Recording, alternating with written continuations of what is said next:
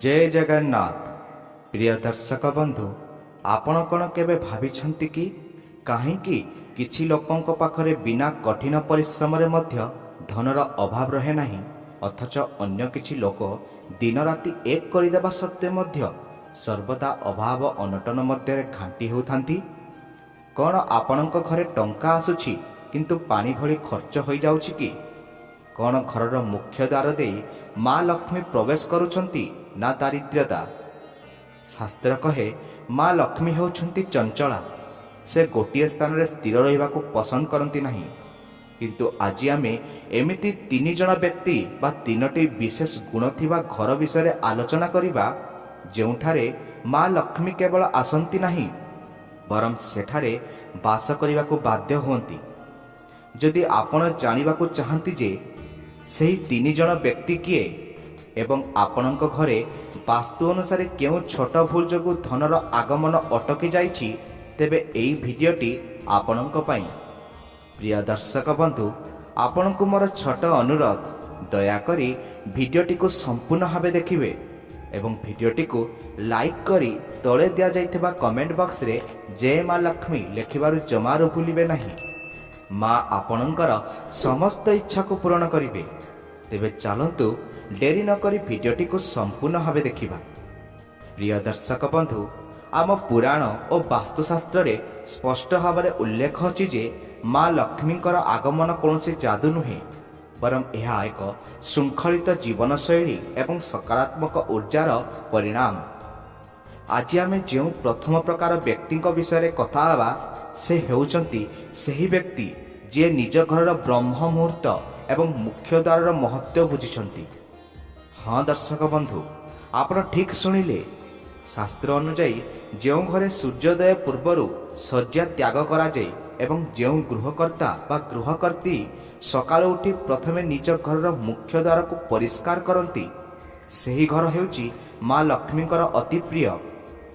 किंतु एठारे अनेक लोक एक बड़ भूल करती, जहा विषय आमे जानिबा निहाती जरूरी। केवल घर ओलाई देले माँ लक्ष्मी आसंती नहीं, बरम एहा पछरे थिबा आध्यात्मिक नियम को पालन करने को पड़िबो। प्रथमे जानिबा सेही मारात्मक भूल विषय रे जहा 90% लोक निज अजाणतरे करती। अनेक घरे देखा जाए जे राति रे खाई सारिबा परे अईठा बासन गुडी को सेमिति रोसई घरे पकाई दिया जाए एवं सकाळ उठी ताकू सफा करा जाए। वास्तुशास्त्र अनुसार यह हेउची दारिद्र्य को निमंत्रण करिवार सबुठारु बड़ कारण। रोसई घर हेउची माँ अन्नपूर्णांक स्थान। जेतेबेले राति सारा अईठा बासन रोसई घरे पड़ी रहे, सेठारु नकारात्मक ऊर्जा बा राहुर प्रभाव सृष्टि होइथाए। एही नकारात्मक शक्ति घरर सकाळर शुभ वातावरण को नष्ट करि दिए। तेणु जो व्यक्ति राति रे सोइबा पूर्वरु निज रोसई घर को संपूर्ण सफा करती एवं गैस चुली को पोछि सेठारे एक छोट लुण पात्र रखती, सेही व्यक्ति घर को माँ लक्ष्मी दैनिक आसवा को बाध्य होती। लुण घरर नकारात्मक शक्ति को शोषि निए बोली विश्वास करा जाए। एबे मुख्य द्वार विषय कथा हेबा। माँ लक्ष्मी प्रवेश पाई मुख्य द्वार हेउची एकमात्र पथ। किंतु जदि आपणक घरर मुख्य द्वार सामने जोता चपल विक्षिप्त हो पड़ी थाए किंबा द्वार बंध उपरे धूली जमी थाए, तेबे माँ लक्ष्मी द्वार मुहरु ही फेरी जाती। सही प्रथम व्यक्ति जहांक घरे धनर वर्षा हुए, से सकाळ उठी प्रथमे निज मुख्य द्वार रे पानी छिंचन करती। आम ओडिया संस्कृति रे एहाकु द्वार पिटा विधि बोली कहा जाई थाए।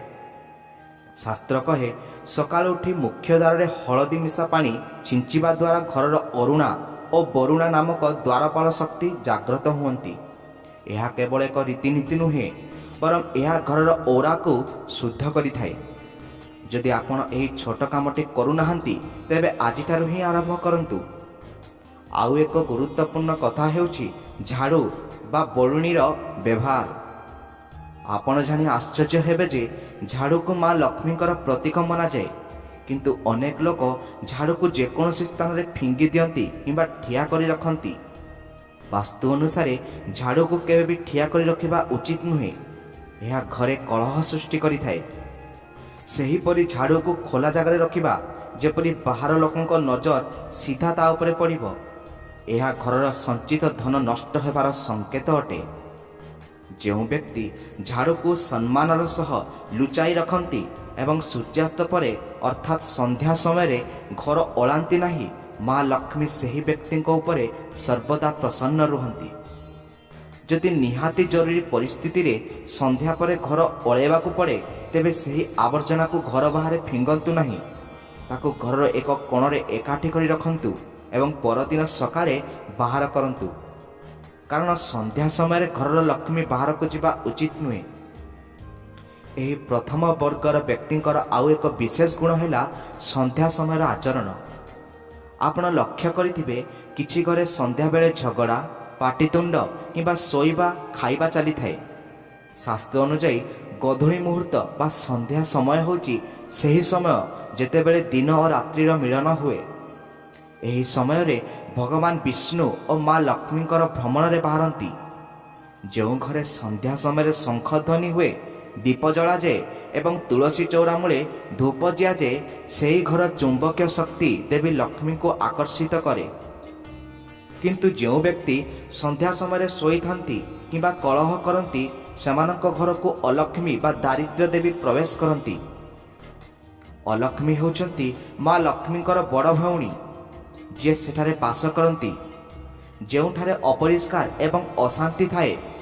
ତେଣୁ ଆପଣ ଯଦି ଚାହୁଁଛନ୍ତି ଯେ ଆପଣଙ୍କ ଘରକୁ ଦୈନିକ ମା ଲକ୍ଷ୍ମୀ ଆସନ୍ତୁ, ତେବେ ଆଜିଠାରୁ ପ୍ରତିଜ୍ଞା କରନ୍ତୁ ଯେ ସନ୍ଧ୍ୟା ସମୟରେ ଘରେ କେବେ ବି କଳହ କରିବେ ନାହିଁ କିମ୍ବା କାନ୍ଦିବେ ନାହିଁ। ଏହା ସହିତ ସ୍ନାନାଗାର ବା ବାଥରୁମର ବାସ୍ତୁ ମଧ୍ୟ ଅତ୍ୟନ୍ତ ଗୁରୁତ୍ୱପୂର୍ଣ୍ଣ। ଆଜିକାଲି ଆଧୁନିକ ଘରମାନଙ୍କରେ ଘର ଭିତରେ ବାଥରୁମ୍ ରହୁଛି, କିନ୍ତୁ ଆପଣ ଜାଣନ୍ତି କି ଗାଧୋଇ ସାରିବା ପରେ ବାଥରୁମକୁ ଅପରିଷ୍କାର ରଖିବା କିମ୍ବା ଓଦା କପଡ଼ା ଛାଡ଼ିଦେବା ଦ୍ୱାରା ଚନ୍ଦ୍ରଗ୍ରହ ଦୁର୍ବଳ ହୋଇଯାଏ। ଆଉ ଜ୍ୟୋତିଷଶାସ୍ତ୍ର ଅନୁସାରେ ଯାହାର ଚନ୍ଦ୍ର ଖରାପ ଥାଏ, ତା ପାଖରେ ନଗଦ ଟଙ୍କା କେବେ ବି ତିଷ୍ଠି ରହେ ନାହିଁ। ଟଙ୍କା ଆସିବ କିନ୍ତୁ ରୋଗ ବୈରାଗ୍ୟରେ ଖର୍ଚ୍ଚ ହୋଇଯିବ। ତେଣୁ ସେହି ପ୍ରଥମ ବ୍ୟକ୍ତି ଯିଏ ଧନବାନ ହୁଅନ୍ତି, ସେ ନିଜକୁ ସଫା ରଖିବା ସହ ନିଜ ବାଥରୁମକୁ ମଧ୍ୟ ସର୍ବଦା ଶୁଖିଲା ଓ ସୁଗନ୍ଧିତ ରଖନ୍ତି। ବାଥରୁମରେ ଏକ କାଚ ପାତ୍ରରେ ଲୁଣ ରଖିବା ଦ୍ୱାରା ବାସ୍ତୁଦୋଷ କଟିଯାଏ ବୋଲି ବିଶ୍ୱାସ କରାଯାଏ। ଦର୍ଶକ ବନ୍ଧୁ, ଏହି ପ୍ରଥମ ବ୍ୟକ୍ତିଙ୍କର ସବୁଠାରୁ ବଡ଼ ଗୁଣ ହେଲା ନାରୀଙ୍କୁ ସମ୍ମାନ। ଯେଉଁ ଘରେ ଗୃହଲକ୍ଷ୍ମୀ ଅର୍ଥାତ୍ ଘରର ବୋହୂ ବା ସ୍ତ୍ରୀଙ୍କୁ ଆଖିରୁ ଲୁହ ଝରେ, ସେଠାରେ ସାକ୍ଷାତ ମା ଲକ୍ଷ୍ମୀ କେବେ ବି ବାସ କରନ୍ତି ନାହିଁ। ଶାସ୍ତ୍ର କହେ, ଯତ୍ର ନାର୍ଯ୍ୟସ୍ତୁ ପୂଜ୍ୟନ୍ତେ ରମନ୍ତେ ତତ୍ର ଦେବତାଃ, ଅର୍ଥାତ୍ ଯେଉଁଠାରେ ନାରୀର ପୂଜା ବା ସମ୍ମାନ ହୁଏ, ସେଠାରେ ଦେବତାମାନେ ବାସ କରନ୍ତି। ଅନେକ ସମୟରେ ଆମେ ପୂଜା ପାଠ ତ ବହୁତ କରୁ, କିନ୍ତୁ ଘରର ମା ଭଉଣୀଙ୍କୁ କଟୁ କଥା କହିଥାଉ। ମନେ ରଖନ୍ତୁ, ମୂର୍ତ୍ତିର ପୂଜା କରିବା ଆଗରୁ ଜୀବନ୍ତ ଲକ୍ଷ୍ମୀଙ୍କ ମନକୁ ଖୁସି ରଖିବା ନିହାତି ଆବଶ୍ୟକ। ଯେଉଁ ବ୍ୟକ୍ତି ନିଜ ଉପାର୍ଜିତ ଧନର କିଛି ଅଂଶ ନିଜ ସ୍ତ୍ରୀ ବା ମାଙ୍କ ହାତରେ ଅର୍ପଣ କରନ୍ତି, ତାଙ୍କ ଧନରେ ବୃଦ୍ଧି ଘଟେ, କାରଣ ନାରୀର ହାତରେ ସଞ୍ଚୟର ଶକ୍ତି ଥାଏ। ତେବେ ଦର୍ଶକ ବନ୍ଧୁ, ଏହିସବୁ ଥିଲା ପ୍ରଥମ ବ୍ୟକ୍ତିଙ୍କର ଲକ୍ଷଣ। ଯଦି ଆମେ ଏହାକୁ ସାରାଂଶରେ କହିବା, ତେବେ ଯେଉଁ ବ୍ୟକ୍ତି ବ୍ରହ୍ମ ମୁହୂର୍ତ୍ତରେ ଉଠନ୍ତି, ମୁଖ୍ୟ ଦ୍ୱାରକୁ ପୂଜା କରନ୍ତି, ରୋଷେଇ ଘର ବାଥରୁମକୁ ବାସ୍ତୁସମ୍ମତ ଭାବେ ସଫା ରଖନ୍ତି, ସନ୍ଧ୍ୟା ସମୟରେ ନିୟମ ପାଳନ କରନ୍ତି ଏବଂ ଘରର ନାରୀକୁ ସମ୍ମାନ ଦିଅନ୍ତି, ସେହି ବ୍ୟକ୍ତିଙ୍କ ଘରକୁ ମା ଲକ୍ଷ୍ମୀ ଦୈନିକ ଆସିବାକୁ ବାଧ୍ୟ। ଏହା କେବଳ ଆରମ୍ଭ, କିନ୍ତୁ କାହାଣୀ ଏଠାରେ ସରୁନାହିଁ। ଆମ ତାଲିକାରେ ଥିବା ଦ୍ୱିତୀୟ ବ୍ୟକ୍ତି ଜଣକ ଆହୁରି ବିଶେଷ। ତାଙ୍କ ପାଖରେ ଏମିତି କିଛି ଗୁପ୍ତ ଧର୍ମ ଅଛି, ଯାହା ତାଙ୍କୁ କୋଟିପତି ହେବାରୁ କେହି ଅଟକାଇ ପାରନ୍ତି ନାହିଁ। କ'ଣ ସେହି ଦ୍ୱିତୀୟ ବ୍ୟକ୍ତିଙ୍କର ବିଶେଷତ୍ୱ? କ'ଣ ସେହି ଗୁପ୍ତ ଦାନ ଯାହା ବିଷୟରେ ଖୁବ୍ କମ୍ ଲୋକ ଜାଣନ୍ତି? ଯଦି ଆପଣ ନିଜ ଭାଗ୍ୟ ବଦଳାଇବାକୁ ଚାହୁଁଛନ୍ତି, ତେବେ ବର୍ତ୍ତମାନ ଆପଣଙ୍କ ପାଇଁ ଅତ୍ୟନ୍ତ ମହତ୍ତ୍ୱପୂର୍ଣ୍ଣ ହେବାକୁ ଯାଉଛି। କାରଣ ଆମେ ଆଲୋଚନା କରିବା ଅନ୍ନ ଏବଂ ବାକ୍ୟର ସମ୍ପର୍କ ବିଷୟରେ, ଯାହା ସିଧାସଳଖ ଆପଣଙ୍କ ବ୍ୟାଙ୍କ ବାଲାନ୍ସ ସହିତ ଜଡ଼ିତ। ପ୍ରିୟ ଦର୍ଶକ ବନ୍ଧୁ, ଯେପରି ଆମେ ଭିଡ଼ିଓର ଆରମ୍ଭରୁ ଜାଣିଲେ ଯେ କିପରି ଦୈନନ୍ଦିନ ଅଭ୍ୟାସ ଏବଂ ମୁଖ୍ୟ ଦ୍ୱାରର ମହତ୍ତ୍ୱ ଜଣେ ବ୍ୟକ୍ତିଙ୍କୁ ଧନବାନ କରାଏ, ଠିକ୍ ସେହିପରି ଆଜି ଆମେ ଜାଣିବା ସେହି ଦ୍ୱିତୀୟ ବ୍ୟକ୍ତିଙ୍କ ବିଷୟରେ, ଯାହାଙ୍କ ଘରକୁ ମା ଲକ୍ଷ୍ମୀ କେବେ ବି ଛାଡ଼ି ଯାଆନ୍ତି ନାହିଁ। ଦର୍ଶକ ବନ୍ଧୁ, ଯଦି ପ୍ରଥମ ବ୍ୟକ୍ତିଙ୍କର ରହସ୍ୟ ଥିଲା ସମୟ ଏବଂ ସଫେଇ, ତେବେ ଏହି ଦ୍ୱିତୀୟ ବ୍ୟକ୍ତିଙ୍କର ସବୁଠାରୁ ବଡ଼ ଶକ୍ତି ହେଉଛି ଅନ୍ନ ଏବଂ ଆଚରଣ। ଆଜ୍ଞା ହଁ, ଆପଣଙ୍କ ରୋଷେଇ ଘରର ହାଣ୍ଡି ଏବଂ ଆପଣଙ୍କ ପାଟିର ଭାଷା, ଏହି ଦୁଇଟି ଜିନିଷ ସ୍ଥିର କରେ ଯେ ଆପଣ କୋଟିପତି ହେବେ ନା ଭିକାରୀ। ତେବେ ଆସନ୍ତୁ ଜାଣିବା କିଏ ସେହି ଦ୍ୱିତୀୟ ବ୍ୟକ୍ତି ଏବଂ କ'ଣ ତାଙ୍କର ସେହି ଗୁପ୍ତ ବିଦ୍ୟା ଯାହା ତାଙ୍କୁ ଧନର ଅଧିପତି କରାଏ। ଏହି ଦ୍ୱିତୀୟ ପ୍ରକାରର ବ୍ୟକ୍ତି ଯିଏ ମା ଲକ୍ଷ୍ମୀଙ୍କର ଅତ୍ୟନ୍ତ ପ୍ରିୟ, ସେ କେବେ ବି ଅନ୍ନ ବା ଖାଦ୍ୟର ଅପମାନ କରନ୍ତି ନାହିଁ। ଆମ ଶାସ୍ତ୍ରରେ କୁହାଯାଇଛି ଅନ୍ନ ବ୍ରହ୍ମ ରସୋ ବିଷ୍ଣୁ, ଅର୍ଥାତ୍ ଅନ୍ନ ହେଉଛନ୍ତି ସ୍ୱୟଂ ବ୍ରହ୍ମା। ଆପଣ ଦେଖିଥିବେ ଅନେକ ଲୋକ ଖାଇବା ବେଳେ ଥାଳିରେ ଅଧା ଖାଦ୍ୟ ଛାଡ଼ି ଦିଅନ୍ତି କିମ୍ବା ଖାଇବାକୁ ନେଇ ନାକ ଟେକନ୍ତି। ଏଇଟା ଭଲ ଲାଗୁନି, ସେଇଟା ଲୁଣିଆ ହୋଇଛି, ଏମିତି କହି ଥାଳି ଫୋପାଡ଼ି ଦିଅନ୍ତି। ମନେ ରଖନ୍ତୁ, ଯେଉଁ ବ୍ୟକ୍ତି ଥାଳିରେ ଅନ୍ନ ଛାଡ଼ି ଦିଅନ୍ତି ତାଙ୍କ ଭାଗ୍ୟରୁ ମା ଅନ୍ନପୂର୍ଣ୍ଣା ଧୀରେ ଧୀରେ ମୁହଁ ଫେରାଇ ନିଅନ୍ତି। କିନ୍ତୁ ସେହି ଦ୍ୱିତୀୟ ବ୍ୟକ୍ତି ଯାହାଙ୍କ ଘରେ ବରକତ ଥାଏ, ସେ ଯେତେ ବି ଧନୀ ହୁଅନ୍ତୁ ନା କାହିଁକି ଥାଳିରେ ଗୋଟିଏ ବି ଦାନା ନଷ୍ଟ କରନ୍ତି ନାହିଁ।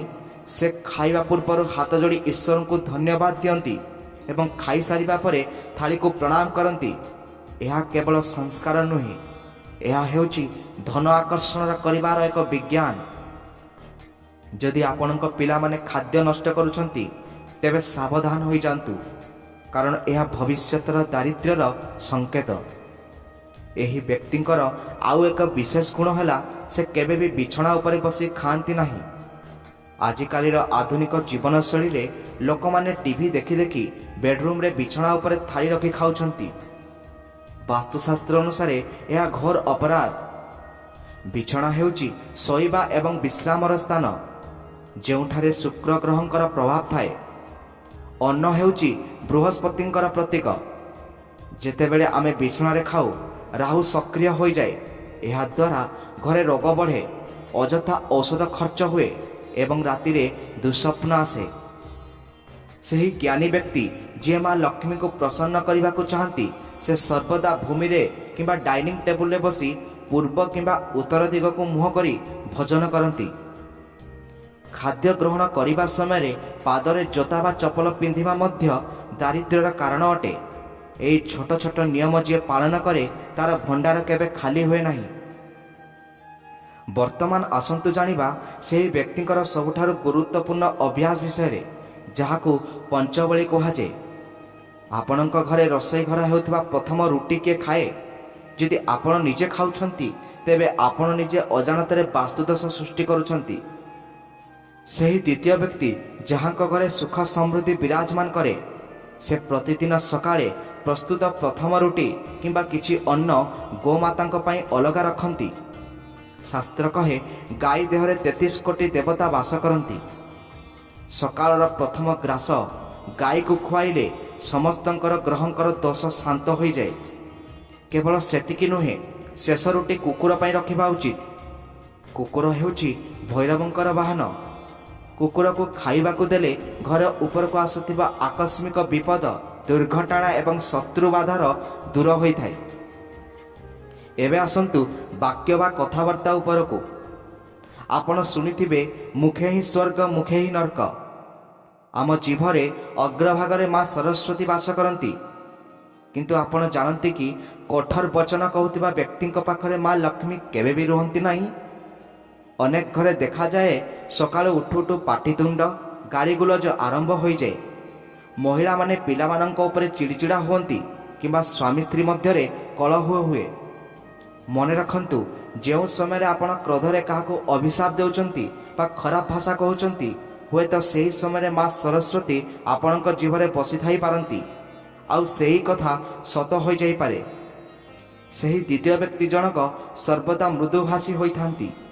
ସେ କେବେ ବି କାହା ମନରେ କଷ୍ଟ ଦେଲା ଭଳି କଥା କହନ୍ତି ନାହିଁ, ବିଶେଷ କରି ସନ୍ଧ୍ୟା ସମୟରେ ଏବଂ ଖାଇବା ସମୟରେ।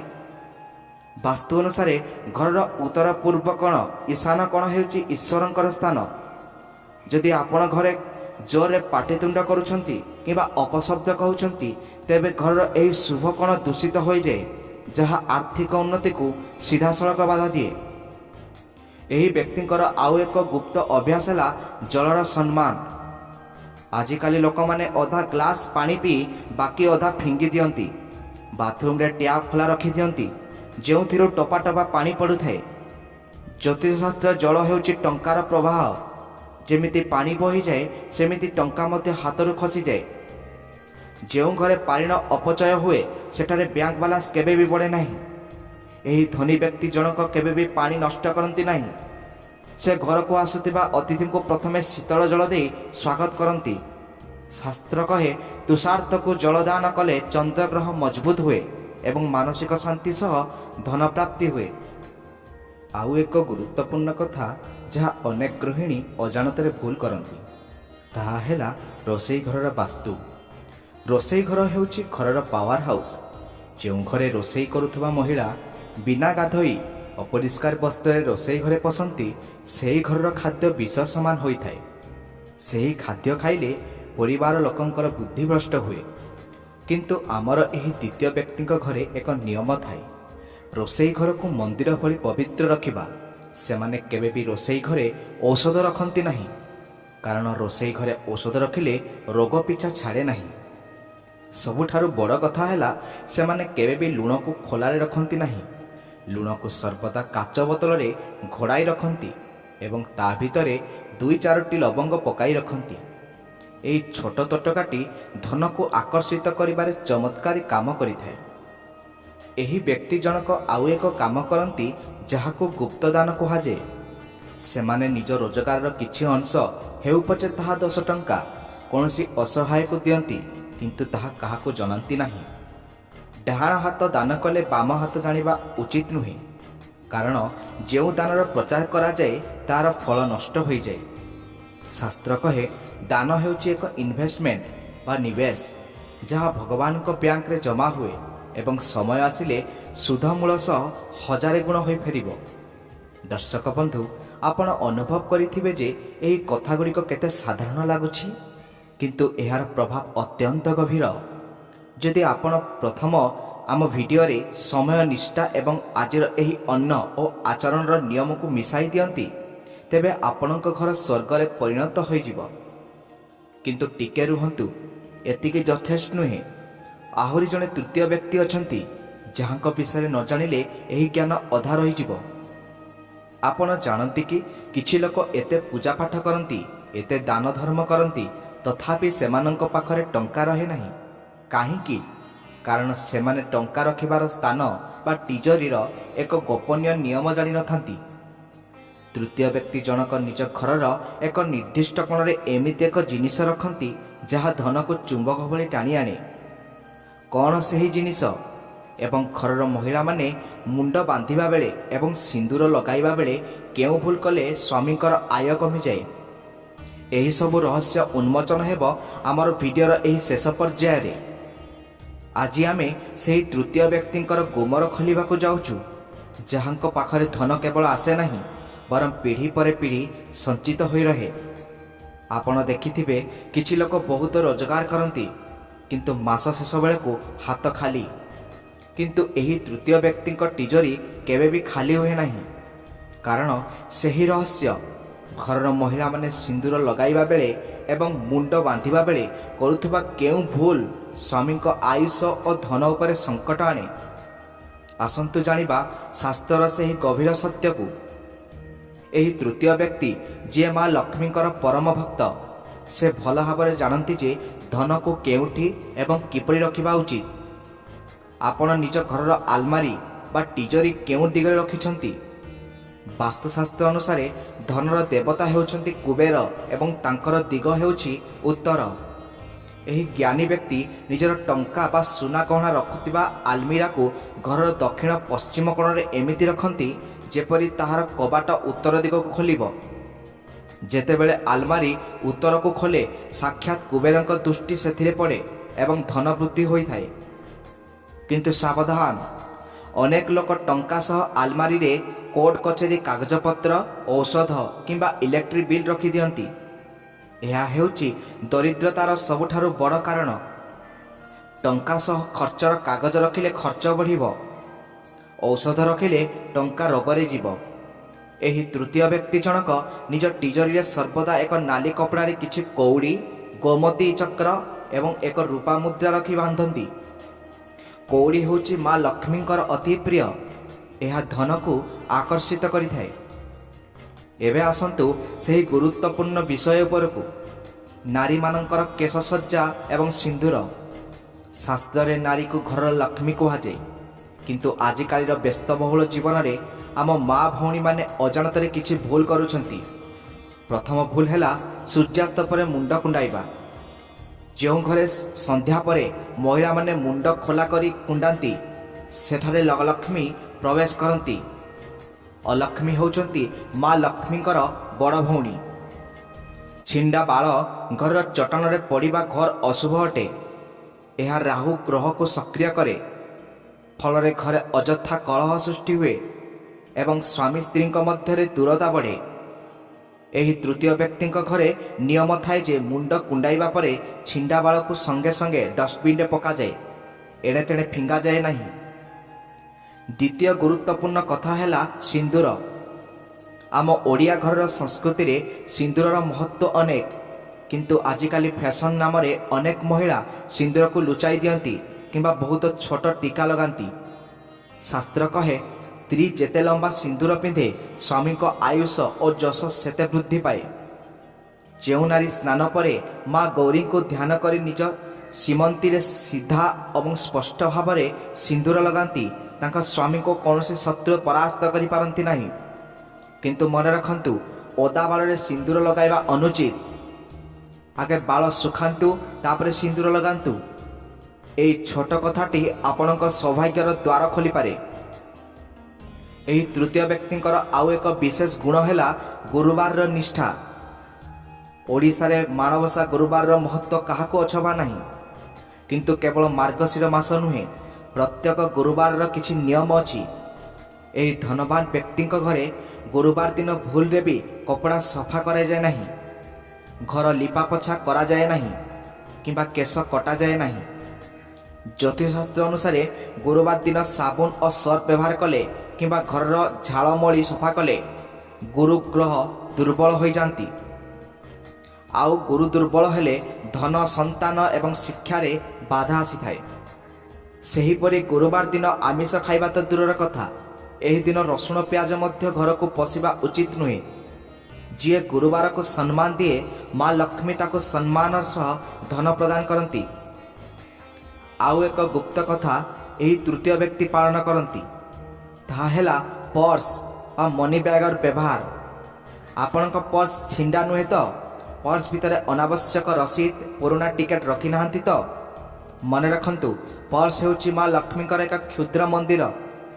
ଛିଣ୍ଡା ପର୍ସରେ ଟଙ୍କା ରଖିଲେ ତାହା ପାଣି ଭଳି ବୋହିଯାଏ। ଏହି ବ୍ୟକ୍ତି ଜଣକ ନିଜ ପର୍ସରେ ସର୍ବଦା କିଛି ଚାଉଳ ଓ ହଳଦୀ ଗୋଟିଏ ଛୋଟ ପୁଡ଼ିଆରେ ରଖନ୍ତି। ଏହା ଅଯଥା ଖର୍ଚ୍ଚକୁ ବନ୍ଦ କରେ ଏବଂ ସବୁଠାରୁ ବଡ଼ କଥା, ସେ କେବେ ବି ପକେଟରେ ଟଙ୍କାକୁ ଦୁମୁଟାଇ ମୋଡ଼ି ରଖନ୍ତି ନାହିଁ। ଟଙ୍କାକୁ ସିଧା କରି ସଜାଇ ରଖନ୍ତି। ଗାନ୍ଧିଜୀଙ୍କ ମୁଣ୍ଡ ଯେମିତି ତଳକୁ ନ ରହେ, ସେଥିପ୍ରତି ଧ୍ୟାନ ଦିଅନ୍ତୁ। ଟଙ୍କାକୁ ସମ୍ମାନ ଦେଲେ ହିଁ ଟଙ୍କା ଆପଣଙ୍କ ପାଖରେ ରହିବ। ଏହି ବ୍ୟକ୍ତିଙ୍କ ଘରର ଆଉ ଏକ ଚମତ୍କାରୀ ଅଭ୍ୟାସ ହେଲା ଦେହଳି ପୂଜା ବା ଦ୍ୱାରବନ୍ଧର ପୂଜା। ଆଜିକାଲି ଫ୍ଲାଟ୍ ସିଷ୍ଟମରେ ଦ୍ୱାରବନ୍ଧ କାଠର ନ ରହି ମାର୍ବଲର ହୋଇଗଲାଣି, କିନ୍ତୁ ଶାସ୍ତ୍ର କହେ ଦ୍ୱାରବନ୍ଧରେ ହିଁ ଘରର କୁଳଦେବତା ବାସ କରନ୍ତି। ଏହି ତୃତୀୟ ବ୍ୟକ୍ତି କେବେ ବି ଦ୍ୱାରବନ୍ଧ ଉପରେ ପାଦ ଦେଇ ଛିଡ଼ା ହୁଅନ୍ତି ନାହିଁ କିମ୍ବା ଦ୍ୱାରବନ୍ଧ ଉପରେ ବସି କଥା ହୁଅନ୍ତି ନାହିଁ। ଏହା ଘରର ମେରୁଦଣ୍ଡ ଭାଙ୍ଗିବା ସହ ସମାନ। ବିଶେଷ କରି ସନ୍ଧ୍ୟା ସମୟରେ ଦ୍ୱାରବନ୍ଧ ଉପରେ ବସିଲେ ଘରର ଉନ୍ନତି ଅଟକିଯାଏ। ଆପଣଙ୍କ ଘରର ମୁଖ୍ୟ ଦ୍ୱାରରେ ସ୍ୱସ୍ତିକ ଚିହ୍ନ ନିଶ୍ଚୟ ଆଙ୍କନ୍ତୁ। ସ୍ୱସ୍ତିକ, ଓମ୍ ଏବଂ ଶୁଭ ଲାଭ, ଏହି ତିନୋଟି ଶବ୍ଦ ଘରର ସୁରକ୍ଷା କବଚ ଅଟେ। ଦର୍ଶକ ବନ୍ଧୁ, ଏହି ତୃତୀୟ ବ୍ୟକ୍ତିଙ୍କର ସବୁଠାରୁ ବଡ଼ ଗୁଣ ହେଲା ସନ୍ତୋଷ। ଶାସ୍ତ୍ର କହେ, ସନ୍ତୋଷମ୍ ପରମମ୍ ସୁଖମ୍। ଯେତେ ଧନ ଥିଲେ ମଧ୍ୟ ଯଦି ମନରେ ଲୋଭ ଥାଏ, ତେବେ ସେ ଦରିଦ୍ର। ମା ଲକ୍ଷ୍ମୀ ଲୋଭୀ ବ୍ୟକ୍ତିଙ୍କୁ ଘୃଣା କରନ୍ତି। ଏହି ବ୍ୟକ୍ତି ଜଣକ ଯାହା ପାଆନ୍ତି ସେଥିରେ ଖୁସି ରୁହନ୍ତି ଏବଂ ଈଶ୍ୱରଙ୍କୁ ଧନ୍ୟବାଦ ଦିଅନ୍ତି। ଯେତେବେଳେ ଆପଣ ଈଶ୍ୱରଙ୍କୁ କୁହନ୍ତି, ହେ ପ୍ରଭୁ, ତୁମେ ମୋତେ ଯାହା ଦେଇଛ ତାହା ମୋ ପାଇଁ ଯଥେଷ୍ଟ, ସେତେବେଳେ ଈଶ୍ୱର ଆପଣଙ୍କୁ ଆହୁରି ଅଧିକ ଦେବାକୁ ଚାହାନ୍ତି। କିନ୍ତୁ ଯିଏ ସବୁବେଳେ କାନ୍ଦେ ମୋର ନାହିଁ ତା ପାଖରୁ ଥିବା ଜିନିଷ ବି ଚାଲିଯାଏ। ତେବେ ଦର୍ଶକ ବନ୍ଧୁ, ଆଜି ଭିଡ଼ିଓରେ ଆମେ ଶିଖିଲେ ବ୍ରହ୍ମ ମୁହୂର୍ତ୍ତରେ ଉଠିବା, ମୁଖ୍ୟ ଦ୍ୱାର ସଫା କରିବା ଏବଂ ସନ୍ଧ୍ୟାରେ ଦୀପ ଜାଳିବା, ଅନ୍ନକୁ ସମ୍ମାନ ଦେବା, ଗାଈକୁ ପ୍ରଥମ ରୁଟି ଦେବା, ମିଠା କଥା କହିବା, ରୋଷେଇ ଘରର ପବିତ୍ରତା ରକ୍ଷା କରିବା ଏବଂ ତିଜୋରିର ସଠିକ୍ ଦିଗ, ମହିଳାମାନଙ୍କର ସିନ୍ଦୁର ଓ କେଶସଜ୍ଜାର ନିୟମ, ଗୁରୁବାରର ନିଷ୍ଠା ଏବଂ ସନ୍ତୋଷର ଭାବନା। ଏହି ତିନୋଟି ଯାକ ଗୁଣ ଯେଉଁ ଘରେ ଏକାଠି ମିଳେ ସେ ଘର ଆଉ ଇଟା ପଥର ଘର ହୋଇ ରହେ ନାହିଁ, ତାହା ବୈକୁଣ୍ଠ ପାଲଟିଯାଏ। ଆପଣ ବିଶ୍ୱାସ ରଖନ୍ତୁ ବା ନ କରନ୍ତୁ, ଏହି ଛୋଟ ଛୋଟ ପରିବର୍ତ୍ତନ ଆପଣଙ୍କ ଭାଗ୍ୟରେ ଏକ ବିରାଟ ପରିବର୍ତ୍ତନ ଆଣିପାରିବ। ମା ଲକ୍ଷ୍ମୀ କାହାକୁ ପକ୍ଷପାତ କରନ୍ତି ନାହିଁ।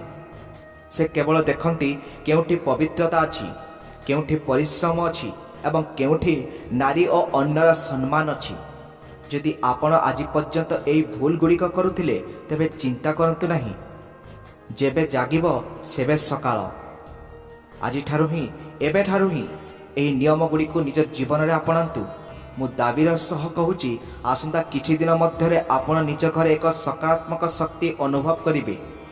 ଆପଣଙ୍କ ବ୍ୟାଙ୍କ ବାଲାନ୍ସ ବଢ଼ୁ କି ନ ବଢ଼ୁ, ଆପଣଙ୍କ ଘରର ଶାନ୍ତି ଓ ଖୁସି ନିଶ୍ଚୟ ବଢ଼ିଯିବ। ଆଉ ଯେଉଁଠି ଶାନ୍ତି ଥାଏ ସେଠାରେ ସମୃଦ୍ଧି ଆସିବାକୁ ବାଧ୍ୟ। ମୋର ଆଶା ଆପଣମାନଙ୍କୁ ଏହି ରହସ୍ୟମୟ ଯାତ୍ରା ନିଶ୍ଚୟ ଭଲ ଲାଗିଥିବ। ପ୍ରଭୁ ଜଗନ୍ନାଥ ଏବଂ ମା ଲକ୍ଷ୍ମୀ ଆପଣଙ୍କ ଭଣ୍ଡାର ସର୍ବଦା ପୂର୍ଣ୍ଣ କରନ୍ତୁ। ଆପଣଙ୍କ ପରିବାରରେ ହସ ଖୁସି ଭରି ଦିଅନ୍ତୁ। ଯଦି ଆପଣଙ୍କ ମନରେ କୌଣସି ପ୍ରଶ୍ନ ଅଛି କିମ୍ବା ଆପଣ ଚାହୁଁଛନ୍ତି ଆମେ ଆଉ କୌଣସି ବିଷୟରେ ଭିଡ଼ିଓ ବନେଇବୁ, ତେବେ କମେଣ୍ଟ କରି ନିଶ୍ଚୟ ଜଣାନ୍ତୁ। ଭିଡ଼ିଓଟି ଭଲ ଲାଗିଥିଲେ ଗୋଟିଏ ଲାଇକ୍ କରିବାକୁ ଭୁଲିବେ ନାହିଁ ଏବଂ ନିଜ ପ୍ରିୟଜନଙ୍କ ସହ ସେୟାର କରନ୍ତୁ। ହୁଏତ ଆପଣଙ୍କ ଗୋଟିଏ ସେୟାର କାହାର ଭାଗ୍ୟ ବଦଳାଇ ଦେଇପାରେ। ପୁଣି ଦେଖାହେବା ଆଉ ଏକ ନୂଆ ଅଧ୍ୟାୟ ସହିତ। ସେ ପର୍ଯ୍ୟନ୍ତ ଆମକୁ ବିଦାୟ ଦିଅନ୍ତୁ। ଜୟ ଜଗନ୍ନାଥ, ଜୟ ମା ଲକ୍ଷ୍ମୀ।